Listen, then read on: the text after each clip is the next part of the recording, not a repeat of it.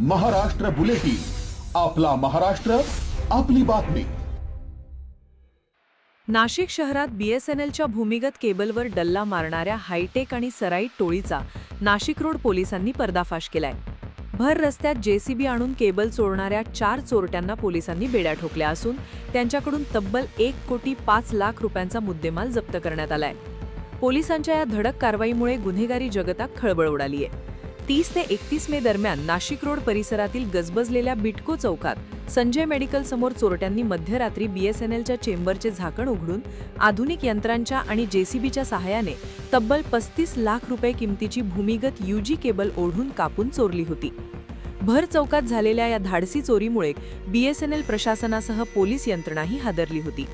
या प्रकरणी BSNLचे अधिकारी बाळासाहेब दत्तात्रय कोटकर यांनी नाशिक रोड पोलीस ठाण्यात तक्रार दाखल केली होती। गुन्ह्याचे गांभीर्य ओळखून वरिष्ठ पोलीस अधिकाऱ्यांनी तात्काळ तपासाची चक्रे फिरवली। पोलिसांनी आरोपींच्या मुसक्या आवळल्या असून त्यांच्याकडून चोरीसाठी वापरलेला JCB, आयशर टेम्पो आणि इतर कटर मशीन जप्त केले आहेत। चोरीला गेलेल्या केबलसह एकूण 1,05 लाख रुपयांचा मुद्देमाल जप्त करण्यात पोलिसांना यश आलंय। या कारवाईमुळे शहरातील केबल चोरीच्या रॅकेटचा पर्दाफाश झाला आहे। केबल चोरणाऱ्या अशा टोळ्यांवर मोक्का अंतर्गत किंवा कठोर कायदेशीर कारवाई केली जाईल। शहरात गुन्हेगारांना अजिबात थारा दिला जाणार नाही, असे पोलीस उपायुक्त किशोर काळे यांनी पत्रकार परिषदेत सांगितले।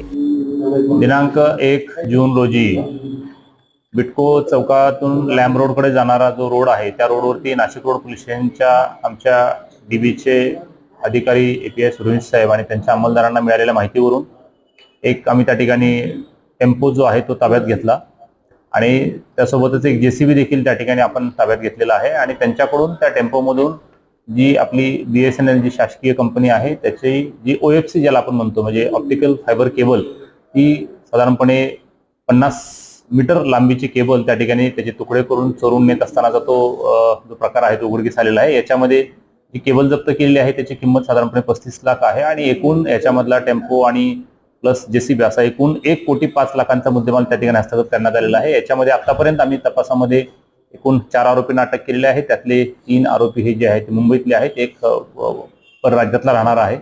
याच्यामध्ये आणखीन आता एक साधारणपणे असं निष्पन्न होतं की आपल्याला माहिती आहे की येणाऱ्या कुंभमेळ्याच्या अनुषंगानं शहरामध्ये विविध ठिकाणी विकास कामं सुरू आहेत, त्यामुळे त्या विकास कामांच्या माध्यमातून देखील रस्ते असतील किंवा इतर काही ठिकाणी त्या ठिकाणी खोदकाम झालेलं आहे। तर त्याचा फायदा घेऊन अशा पद्धतीनं जणू काही हे पण ऑफिशियल किंवा अधिकृत खोदकाम करणारे व्यक्ती आहेत असं भासून त्या ठिकाणी चोरी करण्याचा त्यांचा प्रयत्न होता, मात्र तो प्रयत्न आम्ही पोलिसांनी हाणून पाडलेला आहे। त्याच्यामुळे आमचं देखील नागरिकांना सर्वांना आव्हान असेल की अशा पद्धतीनं जर काही घटना आपल्या निदर्शनात येत असेल तर त्याच्याविषयी आपण पोलीस प्रशासनाला तसेच संबंधित प्रशासनाला देखील त्या ठिकाणी आम्हाला अवगत करावं।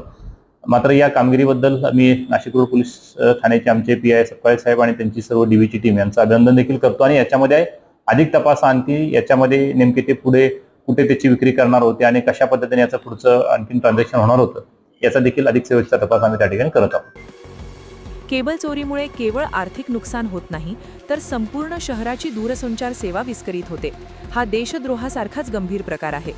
पुढील तपास नाशिक रोड पोलीस ठाण्याचे पोलीस पथक करत असून या टोळीचे धागेदोरे आणखी कुठे कुठे पसरले आहेत याचा शोध घेतला जात आहे। महाराष्ट्र बुलेटिनसाठी रमेश साबळे, नाशिक।